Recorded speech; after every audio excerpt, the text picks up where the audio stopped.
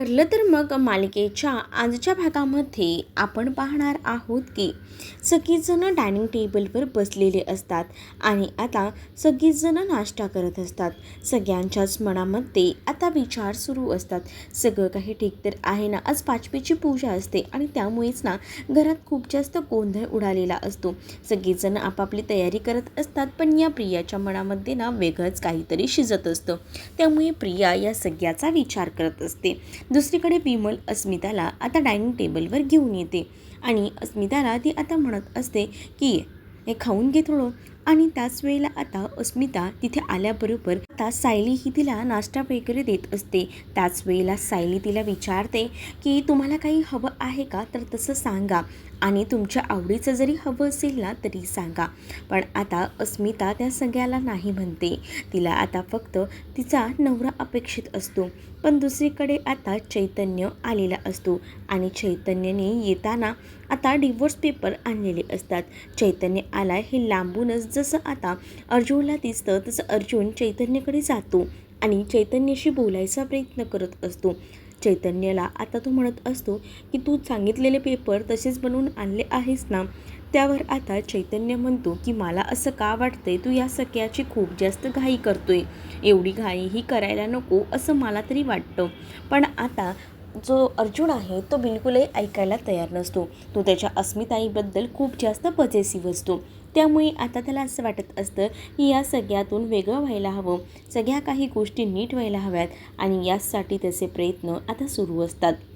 दुसरीकडे आता सायली जी आहे ती आलेली असते आणि सायली अर्जुनला म्हणते की काय चाललं आहे तुमचं. अर्जुन म्हणतो कुठे काहीच नाही. पण सायलीने सांगूनसुद्धा अर्जुनने ते डिवोर्स पेपर बनवलेले असतात. त्यानंतर आता अस्मिता नाश्ता करत असतानाच प्रिया अस्मितासोबत छान हसून खेळून बोलायचा प्रयत्न करत असते आणि तेवढ्यातच ना अर्जुन जो आहे तो अस्मितासमोर पेपर्स ठेवतो आणि तिला म्हणतो की तुझा नाश्ता झाला की ह्या पेपर्सवर सह्या करून टाक. अस्मिता म्हणते की कसला पेपर आहे, काय आहे. त्याच वेळेला आता अस्मिताला सांगितलं जातं की हा डिवोर्स पेपर आहे आणि तुला यावर सही करावीच लागेल. आणि जसं सांगितलं जातं ना सही करायची आहे तसं मात्र आता अस्मिता चिडू लागते. अस्मिता म्हणत असते की काय चाललंय काय, मुळात मला कळतच नाही आहे. अगं मला हे सगळं काही करायचं नाही आहे, पण तरीसुद्धा तुम्ही माझ्यावर फोर्सफुली जबरदस्ती का करताय. मला सचिनसोबतचं नातं टिकवायचं आहे आणि तुम्ही या नात्याला मला वेगळं का करायला सांगतायत, मला हे मुळात कळतच नाही आहे. त्यावर मात्र आता प्रतापही म्हणत असतात अस्मिताला की तुला अजूनही त्या माणसासोबत संबंध ठेवायचे आहेस का अस्मिता, का त्या माणसाने तुझ्यासोबत काय केले. आता तुला बाळ झाले तरी तो बघायला आला आहे का. मग इथे अस्मिता अजूनच सचिनची बाजू घेत असते आणि म्हणत असते की अहो तो बघायला आला असता, पण त्याला माहितीच कुठे आहे की आम्हाला बाळ झालं आहे. अगं माहिती असायला त्याचा फोन तर चालू असायला हवा ना. तो तेव्हापासून तो गेला आहे, तो अजूनही आलेला नाही आहे. कळतं आहे का तुला मी काय म्हणतोय ते. असंही आता प्रताप म्हणत असतात. त्याचबरोबर अर्जुनही आता सांगत असतो की अस्मिताई मला असं वाटतं ना तू त्या सचिनपासून वेगळं व्हायला हवंस. त्या पेपरवर सह्या कर आणि आता वेगळं व्हा असंही आता तो म्हणू लागतो. जेव्हा आता हे सगळं काही तो सांगतो तेव्हा मात्र आता इथे सायलीवर खूप जास्त अस्मिता भडकलेली असते. म्हणजे तिला असं वाटत असतं की काल मी सायलीला सांगितलं होतं या सगळ्या गोष्टी आणि आज या सगळ्या गोष्टी अर्जुनला कळल्या. म्हणजे सायली खूप जास्त चुगलीखोर आहे अशी नावंसुद्धा आता ती ठेवत असते. का का म्हणून हे सगळ्या गोष्टी केल्या. सायली तुला कळत नाही का ह्या गोष्टी आपापल्यातच ठेवायच्या. मग तू का सांगितल्यास या अर्जुनला सगळ्याच गोष्टी सांगायला हव्यात का. असंही आता अर्जुन समोरच मुद्दामून अस्मिता सायलीला बोलत असते. बिचारी सायली सगळं काही सहन करत असते. तर दुसरीकडे मात्र आता पाहायला मिळत असतं अर्जुन जो आहे तो मात्र अस्मिताला समजावत असतो आणि तू वेगळं हो असं सांगतो. पण अस्मिता ठामपणे सांगते की काही झालं ना तरीसुद्धा मी वेगळं होणार नाही आहे, माझा डिसिजन पक्का झालेला आहे असंही आता सांगण्यात येतं. आणि त्यामुळेच ना घरातले सगळेजण चकित झालेले असतात की सचिन इतका वाईट वागून सुद्धा ही असा का विचार करते सचिनच्याबद्दल, असंच घरच्यांना वाटत असतं. दुसरीकडे मात्र आता सायली ही समजावत असते अस्मिताला आणि म्हणत असते की मी हे सगळं काही मुद्दामून नाही केले. अस्मिताताई, तुम्ही समजून घ्या. तुम्ही काल म्हणत होतात त्यामुळे मला यांच्या कानावर ही गोष्ट टाकावी लागली. आम्हाला सगळं काही तुमचं चांगलंच हवं आहे आणि त्याच अर्थानं आम्ही विचार करतोय. पण आता अस्मिता सायलीला म्हणते, तू तर माझ्याशी बोलूच नको आणि मी तुम्हाला सगळ्यांना फायनल सांगते, मला सचिनसोबत राहायचं आहे आणि त्यामुळे मी कोणत्याही पेपरवर सह्या करून माझ्या नवऱ्यापासून मी वेगळी होणार नाही आहे. माझ्या नवऱ्याची काही बाजू असेल तीही मला ऐकून घ्यायची आहे, असं देखील आता ती म्हणत असते. जेव्हा आता ती हे सगळं काही बोलते ना, तेव्हा मात्र आता खूप मोठा धक्का जो आहे तो मात्र आता सगळ्यांनाच बसलेला असतो. सगळीजण विचार करतात की हे सगळं काय आहे, खूप जास्त भयंकर असं हे सगळं असतं. सायलीही आता समजावत असते, पण सायलीचंही आता ऐकायचं बिलकुलही नसतं. कारण आहे ना, आता राग तर खूप जास्त येत असतो, कारण सायलीचं ऐकून या सगळ्यात आपल्याला काहीच भेटणार नाही आहे हे देखील आता माहिती असतं. या सगळ्या संधीचा प्रिया फायदा घेत असते. प्रिया विचार करत असते की जाऊ दे, का होईना आता आपल्या मनासारख्या बऱ्याच गोष्टी होत आहेत म्हटल्यावर ती आता खूपच जास्त खुश असते. दुसरीकडे मात्र आता पाहायला मिळत असतं, स्मिता डायनिंग टेबलवरून उठते आणि सरळ आपला निकाल सांगू लागते. ती सरळ म्हणत असते की मला सह्या करायच्या नाही आहेत, मी सचिनला सोडणार नाही आहे. माझ्यासाठी माझे बाळाचे बाबा माझ्या आयुष्यात असणं महत्त्वाचं आहे. कल्पनाही समजवत असते, पण अस्मिता ऐकायला तयार नसते. अस्मिता डायनिंग टेबलवर निघून जाते. सायलीला आता या गोष्टीचा राग येतो, कारण अर्जुन सायलीचं ऐकलेला नसतो. सायलीने सांगितलेलं असतं की कोणताही निर्णय घाई गडबडीने घेऊ नका, तरीसुद्धा अर्जुनने तो निर्णय घेतलेला असतो आणि या सगळ्याचा राग आहे ना आता येत असतो इकडे असणाऱ्या या सायलीला. आणि त्यामुळे सायली आता लगेचच जाते आणि सायली जेव्हा निघून जाते तेव्हा सगळीजणं सायलीकडे पाहू लागतात. सगळ्यांना कळतं सायली भडकली आहे. दुसरीकडे मात्र आता पाहायला मिळत असतं की सचिन झोपलेला असतो आणि सचिनच्याच बाजूला साक्षी असते. साक्षीला जेव्हा तो डोळे उघडता क्षणी पाहतो तेव्हा मात्र आता तो साक्षीला म्हणत असतो की काय झालं, तू अशी का थांबली आहेस? अगं मी तर घाबरलो ना, असंही तो म्हणतो. त्यावर साक्षी आता म्हणत असते की मला ना तुझ्याकडे पाहतच राहावंसं वाटतं, तुला सोडूनच जाऊ नये म्हणूनच तर मी तुझ्या बाजूला बसली आहे. पण आता सचिन जो आहे तो मात्र साक्षीला म्हणत असतो की काहीतरी तुझा गैरसमज होतोय, आपल्याला कुठेतरी ना या सगळ्या काही गोष्टी थांबवायला हव्यात. बघ आता आपण किती दिवस इथेच राहणार आहोत, त्यापेक्षा मला असं वाटतं ना निदान मी तरी इथून बाहेर पडायला हवं, असं सचिन आता साक्षीला म्हणत असतो. साक्षी म्हणते असं का? त्यावर सचिन म्हणतो की तुलाही माहिती आहे आपल्या पाठी पोलीस आहेत आणि जर आपण इथेच जास्त वेळ राहिलो तर त्याचा प्रॉब्लेम होऊ शकतो असं मला वाटतं आणि म्हणूनच मी तुला सांगतोय की नको आपण जास्त वेळ इथे थांबायला, असं आता तो तिला म्हणून समजवायचा प्रयत्न करत असतो. दुसरीकडे सायली ही आता स्टडी रूममध्ये गेलेली असते आणि ती आता अर्जुनला बोलत असते की तुम्हाला मी म्हटलं होतं की हे सगळं करण्याची गरज नाही आहे. त्यावर मात्र अर्जुन म्हणतो की मला अस्मिताईला होणारा त्रास दिसतोय आणि त्यामुळेच मी हा सगळा निर्णय घेतलेला आहे, असंही आता म्हटलं जातं. पण त्याच वेळेला सायली ही म्हणत असते की तुम्ही माझं ऐकून घ्यायचं नाही असंच ठरवलं आहे का? तर अर्जुन म्हणतो तुला काय समजायचं आहे ना ते समज बायको, पण मला आत्ताच्या परिस्थितीला ना आपल्या अस्मिताताईला सुरक्षित ठेवणं खूप जास्त गरजेचं वाटतं आणि त्यामुळेच मी हा निर्णय घेतलेला आहे, असं देखील अर्जुन आता बोलत असतो. त्यावर सायली म्हणते ठीक आहे, तुम्ही जर हेच घेऊन बसणार असाल ना तर मलाही तुमच्याशी बोलण्याची इच्छा नाही आहे. सरळ आता सायली बोलून टाकते आणि जेव्हा सायली हे सगळं काही बोलते ना तेव्हा मात्र आता इकडे सायली पुढे जाऊन ज्या चैतन्याला सांगत असते, चैतन्य भाऊजी काम करा, तुम्ही त्या वंदना जाधवचा शोध घ्यायला जाणार होतात ना, त्यामुळे मला आता यांच्याशी काही बोलायचं नाही आहे, तुम्ही तो शोध घ्या, पटकन काम करा. आणि त्याच वेळेला आता चैतन्य म्हणत असतो सायली बहिणी नको काळजी करू, सगळं काही ठीक होईल, बघतो मी, आमच्या परीने आम्ही शोध घेतो वंदना जाधवचा, असंही आता चैतन्य म्हणतो. अर्जुनही थोडा गरम असतो त्यामुळे तो काही बोलत नाही सायलीसोबत आणि तो आता तिकडनं निघून जातो. जसा आता तो निघून जातो बघतो ना, कारण तो जाताना तो खूप जास्त चिडलेला असतो, कारण त्याला असं वाटत असतं की अस्मिताच्या आयुष्यात जे आहे ते काही झालं ना तरी सचिन नको आहे आणि त्याचसाठी त्याचे प्रेम प्रयत्न हे सुरू असतात. दुसरीकडे मात्र आता साक्षीपासून सचिन वेगळं व्हायला बघत असतो. त्याचमुळे आता त्याला विचारलं जात असतं. साक्षी म्हणत असते, पण आपण असं वेगळं होऊन काय साध्य करायचं आहे? मग आता सचिन म्हणतो, मला सांग, इथे काही स्पेसेस आहेत का? म्हणजे त्यांचे काही गॅरेज, तुमचे काही गोडाऊन्स आहेत का? तर तसं मला सांग. त्यावर आता साक्षी म्हणत असते, पण असं का? तर सचिन म्हणत असतो की मला सांग तर. हो आहेत ना, आजूबाजूला गोडाऊन खूप आहेत.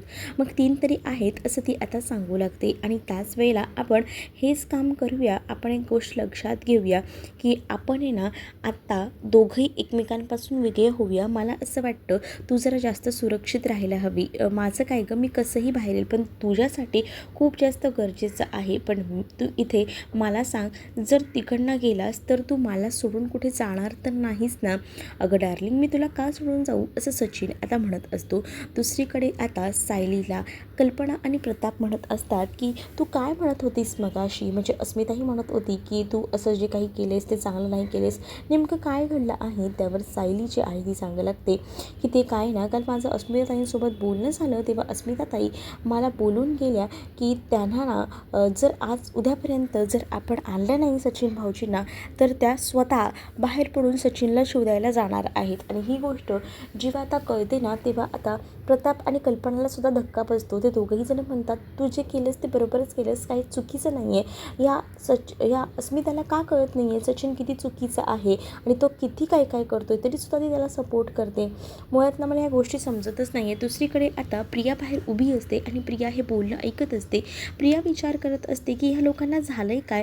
म्हणजे आता मुळात आहे ना, सायली तर घराबाहेर पडलेली नसते, पण अर्जुन मात्र घराबाहेर पडलेला असतो आणि त्यामुळे ना तिचा जीव नुसता वरखाली होत असतो. म्हणजे आता या दोघांच्याही वाटेमध्ये कितीही विघ्न आणले तरी हे दोघंही जण बाहेर पडायचे, ते कोणी ना कोणी एकतरी बाहेर पडतंच, असाच ते विचार करत असते. दुसरीकडे आता अर्जुन जो आहे तो मात्र आता बाहेर आलेला असतो आणि पोलीस स्टेशनला येऊन त्याला आता वंदना जाधवची इन्फॉर्मेशन काढायची असते. कारण त्यावेळेला जे FIR झालं होतं त्यावेळेला प्रत्येकाचा ॲड्रेस आणि या सगळ्या गोष्टी नमूद केल्या जातात आणि त्याच ह्याच्यावरनं शोध घेणं सुरू असतं. आणि तेवढ्यातच ना तिथे एक हवालदार येतो. तर हवालदाराची त्याच वर्षी तिथं बदली झालेली होती, त्यामुळे त्या हवालदाराला बऱ्याच गोष्टी ज्या आहेत त्या माहिती होत्या.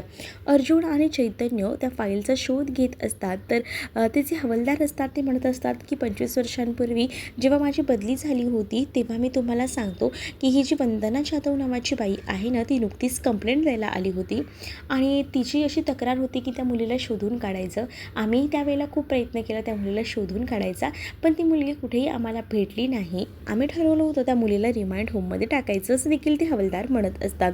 दुसरीकडे आता इकडे सायली जी आहे ती आता म्हणत असते की चला आपण वेगवेगळ्या तयारी करून घेऊया, कारण 5वीची पूजा असते. आणि कल्पना ती बोलत असताना ते आता प्रिया आलेली असते आणि प्रिया जी आहे ती मुद्दामून अर्जुन कुठे आहे याचा शोध घेण्यासाठीच सायलीकडे येते आणि सायलीला म्हणत असते की सायली, अगं माझं ना जरा काम होतं, अर्जुनला कॉल करून देतेस का गं जरा मला? कारण ना मला अर्जुनला सांगायचं होतं लहान बाळांच्या कपड्यांबद्दल. आणि त्याच वेळेला आता सायली म्हणत असते, ठीक आहे, मी बघते काय आणायचं आहे ते, तू मला सांग काय करायचं आहे ते, मग मी ह्यांना सांगते, तू मला सांगून ठेव तुझी काय यादी आहे ती. तेवढ्यातच ना आता सायलीने कॉल केलेला असतो. सायलीने आता पूर्णाजीनं कॉल केलेला असतो, 5वीच्या पूजेबद्दल सांगितलेलं असतं. ती आता यादी बोलून दाखवत असते की यादी बरोबर आहे का बघा. त्यावर पूर्णाजी सांगतात की तू आहेस म्हटल्यावर मला काळजी नाही, पण मला असं वाटतं ना तुम्ही दोघांनी जाऊन जरा देवाच्या पाया पडून या, दोघंही जण बाहेर पडलात तर बऱ्याच गोष्टी नीट होतील, असंही आता पूर्णाजीने सांगितलेलं असतं आणि देवीच्या देवळात यायला सांगितलं असतं. मग आता सायली म्हणते की तुम्ही काळजी करू नका, 5व्याच्या आधी आम्ही दोघंही जण देवळात जाऊन येतो, असंही आता सांगितलं जातं.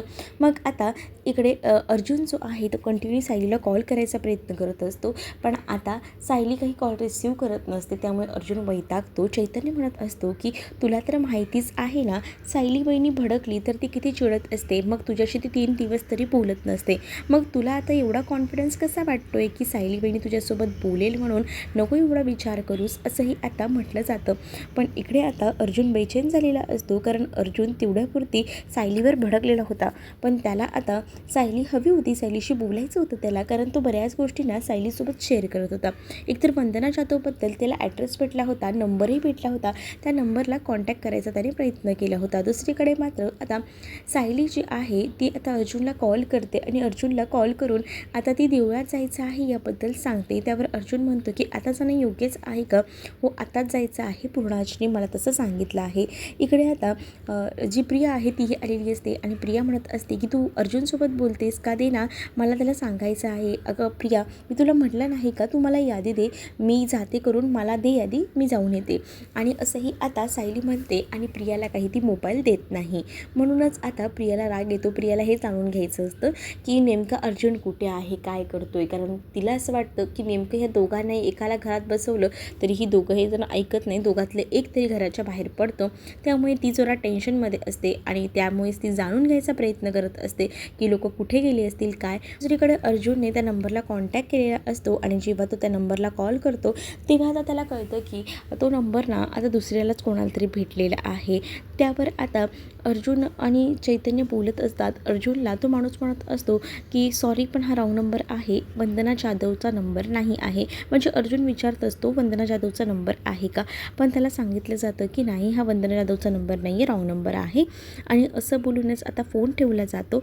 आणि जेव्हा फोन ठेवला जातो ना तेव्हा अर्जुन थोडा विचार करतो. अर्जुनला कळत नसतं की काय करावं ते. पण आता अर्जुन चैतन्याला याबद्दल सांगतो आणि म्हणतो की अरे, मी खरं तर त्या नंबरला कॉन्टॅक्ट केला होता, त्या मुलाचा फोन आला होता, वंदना जाधवचा हा नंबर नाही आहे. मग त्यावर मात्र चैतन्य म्हणतो की अरे ऑब्वियस ना, असणारच ना, चेंज झाला असणार, 25 वर्ष कोण एकच नंबर वापरतं का यार, काय यार तू पण, असं चैतन्य अर्जुनला म्हणतो. त्यानंतर आता इकडे अर्जुन आणि त्याचसोबत चैतन्य हे वेगवेगळे जाणार असतात. म्हणजे अर्जुनला आता देवळात जायचं असतं.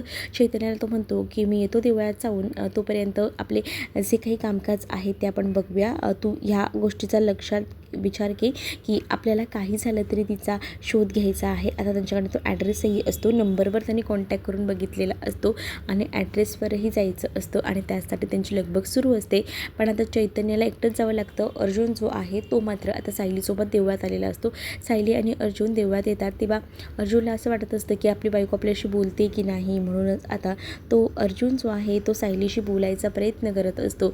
सायलीला म्हणत असतो की बायको ऐक ना, पण सायली देवळात आल्यामुळे ना आता तिला काही ऐकून घ्यायचं नसतं, ती काहीच बोलतच नसते. मग आता अर्जुन जो आहे तो म्हणत असतो की बायको ऐक ना, पण सायली त्याच्या हातातनं मिठाईचा बॉक्स घेते आणि त्याला म्हणते जरा थांबा ना, आपण मंदिरात आहोत ना.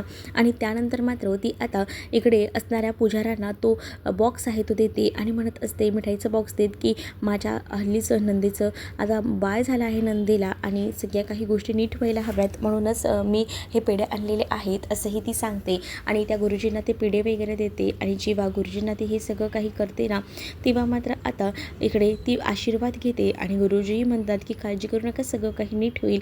आता इथे सायलीला असं वाटत असतं की ती लोक जे काम करतायत म्हणजेच प्रियाची गोष्ट का असू द्या, परत सचिनची, त्यामध्ये त्यांना काही झालं तरी सक्सेस मिळायला हवं असं वाटत असतं आणि म्हणूनच ती प्रार्थना करत असते.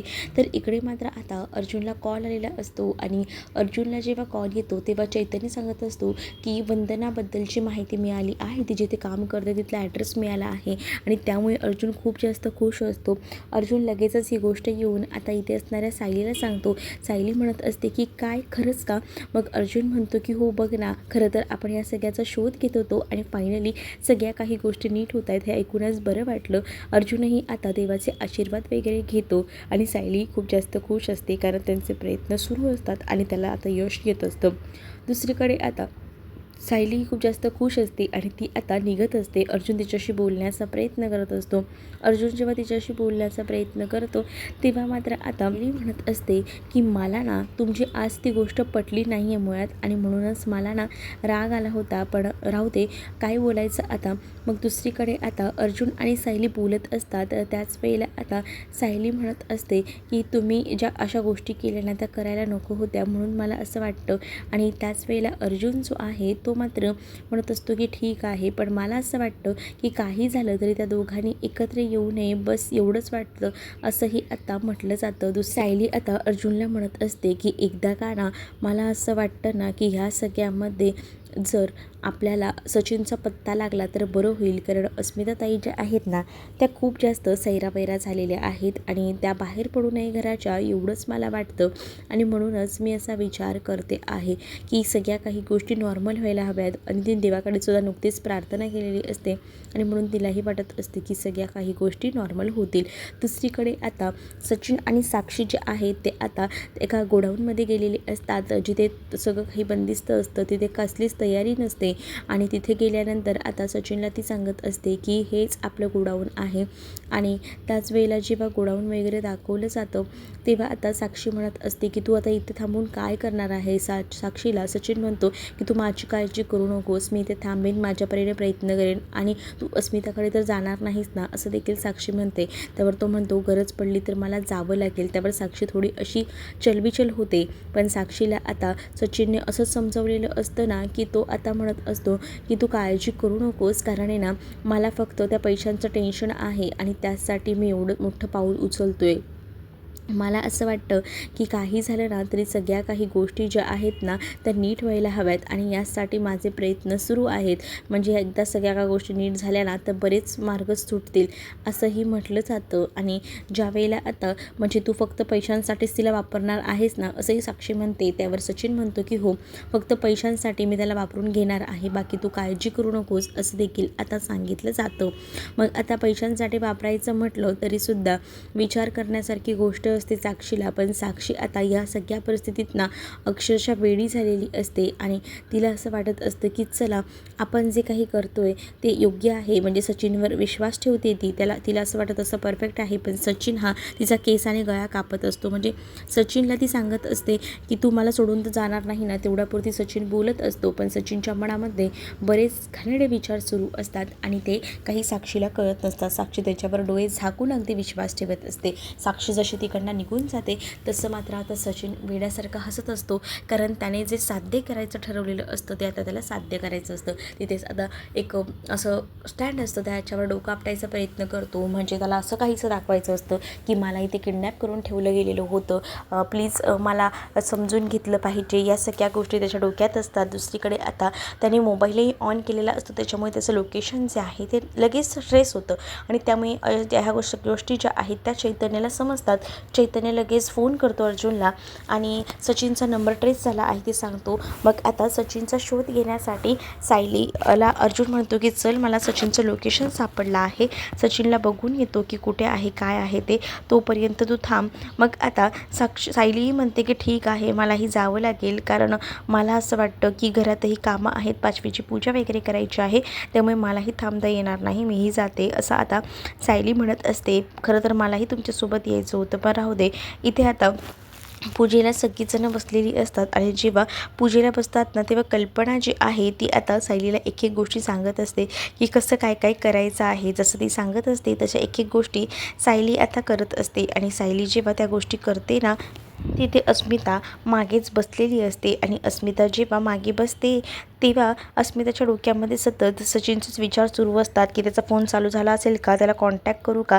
तर इकडे मात्र आता सचिनने मुद्दामून मोबाईल ऑन केलेला असतो, जेणेकरून या लोकेशनला नक्कीच ना आपला अर्जुन होईल आणि त्याला मग माझ्याबरोबर घरी घेऊन जावंच लागेल मला, असा विचार त्याच्या डोक्यात असतो. आणि आता मात्र तो वेड्यासारखा हसत असतो, कारण आहे ना त्याचा मेन हेतू तोच तर असतो, सुभेदारांच्या घरात घुसणं आणि पुन्हा एकदा त्या सगळ्यांच्या मनामध्ये राज्य करणं. आता तिथे मुद्दामून तो चक्कर यायचं नाटक करतो. अर्जुन अगदीच त्या लोकेशनला पोचतो आणि दार उघडून पाहतो तर तिथे सचिन पडलेला असतो. सचिन बेशुद्ध अवस्थेत असतं आणि त्याला बघूनच आता त्याला धक्का बसतो. पण त्या सचिनला आता तो सुभेदारांच्या घरी घेऊन जातो. जेव्हा घरी घेऊन जातो ना तेव्हा खूप मोठे राडे होतात आणि त्याच वेळेला आता इकडे तो बाळाला बघतो तेव्हा खुश होतो. अस्मिताला वाटत असतं की चला सचिन आला आहे, त्यामुळे ती खुश असते आणि ती आता अर्जुनसोबत भांडत असते आणि त्याच वेळेला ती सचिनची बाजू घेत असते आणि सायलीला म्हणत असते की सायली, मला एकच गोष्ट सांग, जर तुझा नवरा तुझ्यासोबत खोटं वागला तर तू काय करू शकतेस, त्याला माफ नाही करणार का. तर सायली सांगते की नाही, मी माफ करणार नाही, मी त्यांना एकतर सोडून जाईन, नाही तर मला त्यांच्यापासून वेगळं व्हावं लागलं तरी चालेल, असं आता डायरेक्टली सायलीने सांगितलेलं असतं. सायलीचा हा निर्णय ऐकून मात्र मात्र अर्जुनला खूप मोठा धक्का बसतो. अर्जुनला आता कळतं की आपणही सायलीपासून काही गोष्टी लपवत आहोत. जेव्हा सायलीला कळलं तर खरंच सायली आपल्याला सोडून जाईल का, असा हे विचार ना डोक्यामध्ये आता येऊ लागलेला असतो. तर तुम्हाला हा भाग कसा वाटला हे कमेंटमध्ये मला नक्कीच सांगा आणि अशाच नवनवीन भागांसाठी आपल्या चॅनलला सबस्क्राईब नक्कीच करा.